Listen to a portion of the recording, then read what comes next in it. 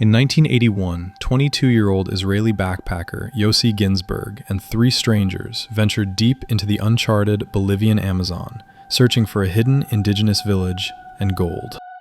3 weeks later, Yossi stumbled out of the jungle, alone, emaciated, delirious. Of the 4 men who entered that jungle, 2 were never seen again. And Yossi had spent 3 weeks completely alone, fighting to survive in the most unforgiving rainforest on Earth. This is his story. Yossi Ghinsberg had just finished his mandatory service in the Israeli Navy when he decided to travel to South America. He was 21 years old, adventurous, and obsessed with a book called Papillon, about a man who escaped from a prison colony in French Guiana. Yossi wanted his own jungle adventure. He hitchhiked through Venezuela and Colombia, eventually arriving in La Paz, Bolivia in 1981. There, he met a Swiss teacher named Marcus Stamm. The 2 became friends and started traveling together. Then, in a hostel in La Paz, they met a man who would change everything.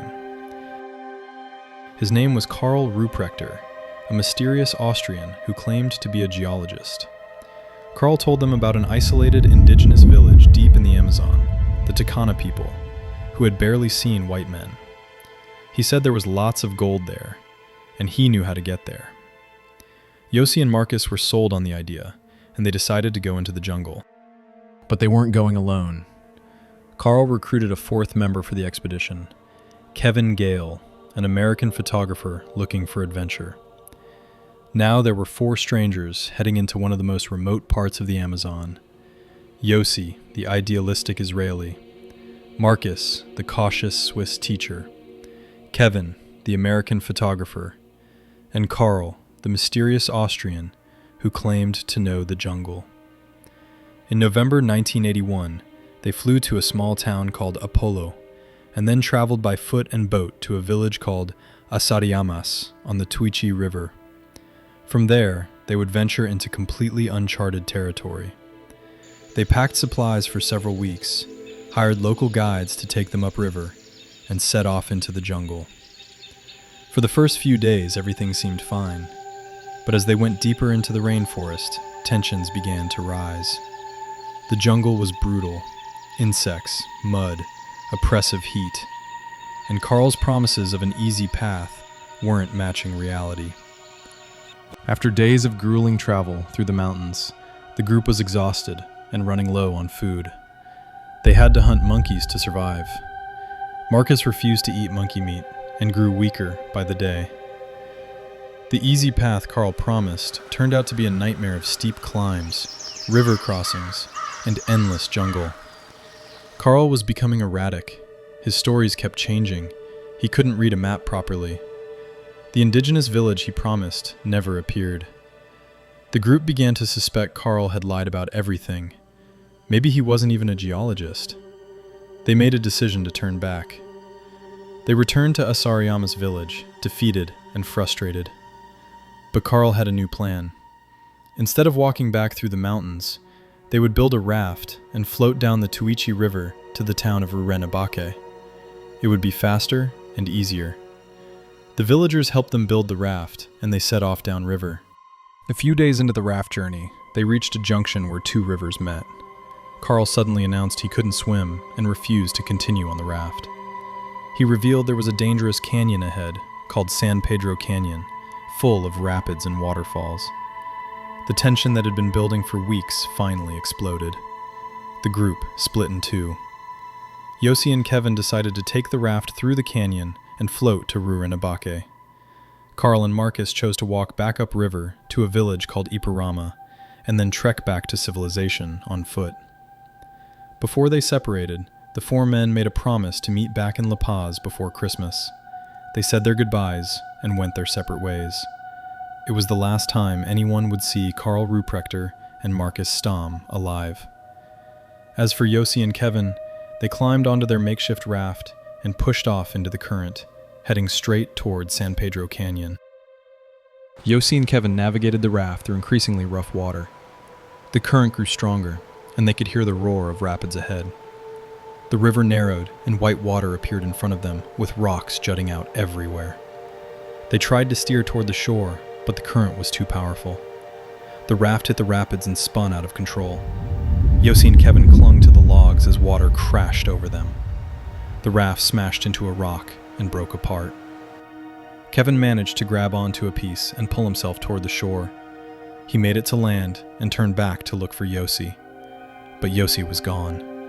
The current had swept him downstream, pulling him toward a waterfall. Yossi went over the falls and plunged into the churning water below. When he finally surfaced, gasping for air, Kevin was nowhere in sight. Yossi was completely alone in the middle of the Amazon rainforest, with nothing but the clothes on his back. Yossi pulled himself onto the riverbank, soaking wet and shivering. He had lost everything in the rapids: his backpack, his supplies, his machete. All he had were the wet clothes on his body and a small mosquito net. He had no food, no map, no compass, and no idea where he was. For the first 4 days, Yossi walked upriver trying to find Kevin. He ate nothing but berries and whatever he could scavenge. He called out for Kevin constantly, but only the sounds of the jungle answered back. On the 4th day, the horrible reality set in.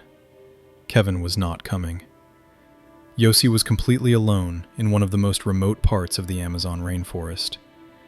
He had 2 choices: keep walking and hope to find civilization, or stay by the river and wait for rescue that might never come.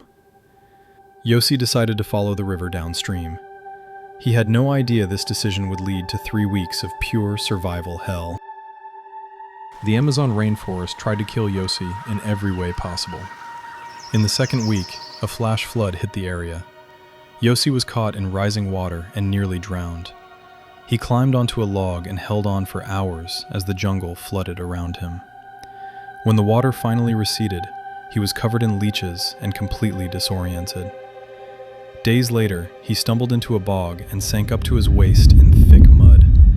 He struggled for over an hour to pull himself out, convinced he was going to die there. Then, his foot started rotting. Fungi grew between his toes, and the infection spread rapidly. The pain was unbearable, but he had to keep walking. By the 3rd week, Yossi was starving, delirious, and hallucinating. He began seeing a woman at night who would comfort him and keep him company. She felt completely real to him.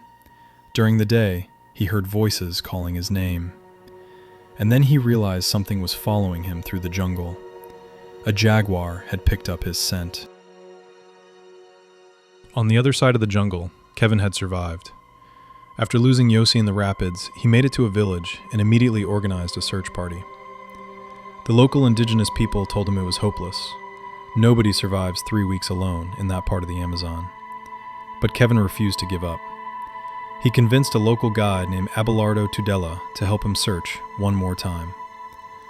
On the 3rd day of their search, 21 days after Yossi had gone into the jungle, they spotted something on the riverbank. It was a figure, barely human, skeletal, and covered in mud. It was Yossi. He was so emaciated and delirious that he could barely speak. His foot was black with infection and rotting off his leg. Kevin couldn't believe Yossi was still alive. They pulled him into the boat and rushed him to the nearest town. Yossi spent the next 3 months in a hospital recovering. He had lost over 40 pounds. The doctors said if they had found him even 1 day later, he would have been dead. As for Karl Ruprechter and Marcus Stamm, they were never found. Multiple rescue missions searched for them, but found no trace. To this day, nobody knows what happened to them in that jungle. 10 years after his ordeal, Yossi returned to Bolivia.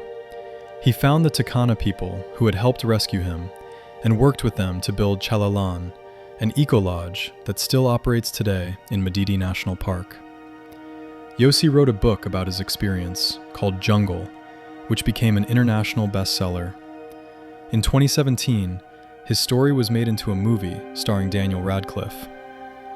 Yossi survived 3 weeks alone in the Amazon with nothing, fought off death every single day, and lived to tell one of the greatest survival stories ever recorded. If this story kept you on the edge of your seat, Make sure to subscribe to The Mystery Loop for more incredible, true survival stories. Hit that like button and let us know in the comments. Could you survive 3 weeks alone in the Amazon?